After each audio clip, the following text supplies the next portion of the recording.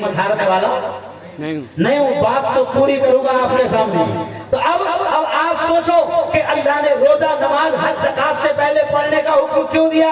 तो मौलाना हमारे बड़े अकाबरीन बड़ी प्यारी बात कहते हैं, हमारे बड़े उलमा बड़ी प्यारी बात कहते हैं बंगाल वालों कि अल्लाह ने रोजा नमाज हज ज़कात से पहले पढ़ने का हुक्म इसलिए दिया कि वो अल्लाह, वो मालिक, वो खालिक जानता है कि मेरा बंदा पढ़ेगा तो मुझे पहचानेगा, पढ़ेगा तो जानेगा खालिक कौन है, पैदा करने वाला कौन है, पढ़ेगा तो जानेगा रिस्क देने वाला कौन है, पढ़ेगा तो जानेगा जिंदगी किसके हाथ है, पढ़ेगा तो जानेगा मौत किसके हाथ है, पढ़ेगा तो जानेगा नफा किसके हाथ है, पढ़ेगा तो जानेगा नुकसान किसके हाथ है, पढ़ेगा तो जानेगा ये पूरा दुनिया का निजाम, ये सिस्टम किसके हाथ है, पढ़ेगा तो जानेगा कि ये सारी चीजें, बोलो किसके हाथ है, जोर से बोलो किसके हाथ है, अल्लाह के।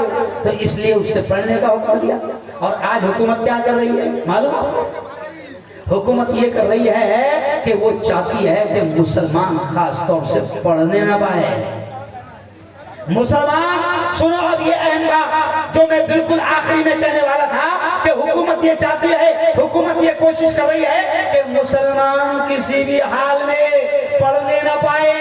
इसलिए मैंने शुरू में कहा कि देखो अल्लाह ने सबसे पहले पढ़ने का हुक्म दिया। तो मैं बंगाल की मेरी बहनें, जितनी मेरी बहनें बात सुन रही है, मैं उनसे कहूंगा कि मेरी बहनों तय कर लो मेरी बहनों कि हम अपनी औलाद को पढ़ाएंगे। मेरे भाइयों तय कर लो कि एक वक्त भूखा रहना पड़े चलेगा, एक वक्त खाना न मिले चलेगा, एक वक्त चूल्हा घर में न चले चलेगा, मगर तय कर लो कि हम अपनी औलाद को पढ़ाएंगे। ऐसा दोनों हाथ उठाकर मुझे बताओ, अल्लाह का कैमरा आपके हाथों को देख रहा है, दोनों हाथ उठाकर बताओ कि हम अपनी औलाद को पढ़ाएंगे। कहो इंशाअल्लाह। इंशाअल्लाह। अरे भाई पढ़ेगा ना? दोनों हाथ उठा के पढ़ेगा ना? उठा दोनों हाथ, माशाअल्लाह।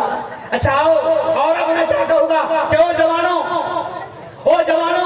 ओ मेरी बहनों, अब मैं आपसे कहूँगा कि मौलाना हुकूमत क्या कर रही है? अब अहम बात मैं कह रहा हूँ, हुकूमत क्या कर रही है कि मुसलमान कॉलेज में तो नहीं जा रहा, मुसलमान डॉक्टर तो नहीं बन रहा, मुसलमान वकील तो नहीं बन रहा, मुसलमान इंजीनियर तो नहीं बन रहा, मुसलमान लॉयर तो नहीं बन रहा, मुसलमान जज तो नहीं बन रहा। अब हुकूमत मक्कार जानती है, इसलिए इस वक्त हिंदुस्तान की हुकूमत टारगेट कर रही है मदरसों को।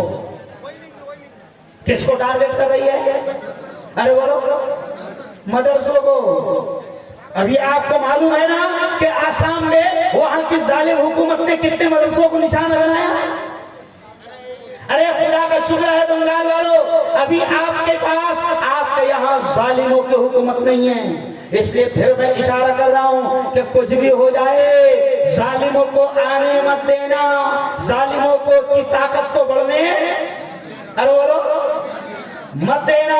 क्योंकि ये जालिम हुकूमत क्या कर रही है कि मुसलमान कॉलेज तो नहीं खोलता, मुसलमान डॉक्टर तो नहीं बनता, वकील तो नहीं बनता, तब मुसलमान जाएगा कहाँ? मदरसे में।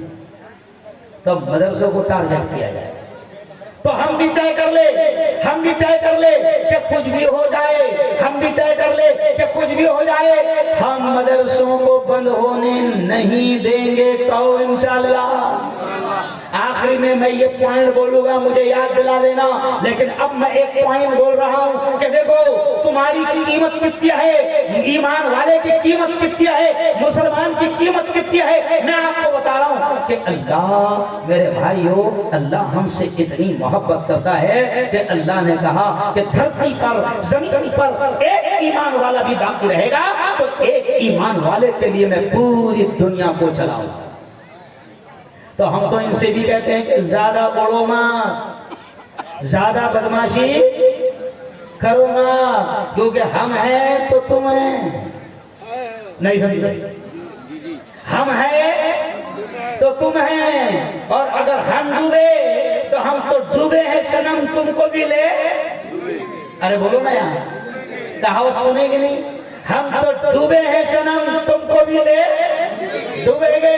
तो बंगाल के मुसलमानों, बंगाल के ईमान वालों, ये जुमला सुन लो कि आपकी मेरी ایمان والے کی، مسلمان کی اتنی قیمت ہے کہ اللہ کہتا ہے کہ زمین پر ایک بھی ایمان والا باقی رہے گا تو میں سورج کو برابر نکالوں گا، میں چاند کو برابر نکالوں گا، میں بارش کو برساؤں گا، میں بادلوں کو لاؤں گا، میں ہواؤں کو چلاؤں گا۔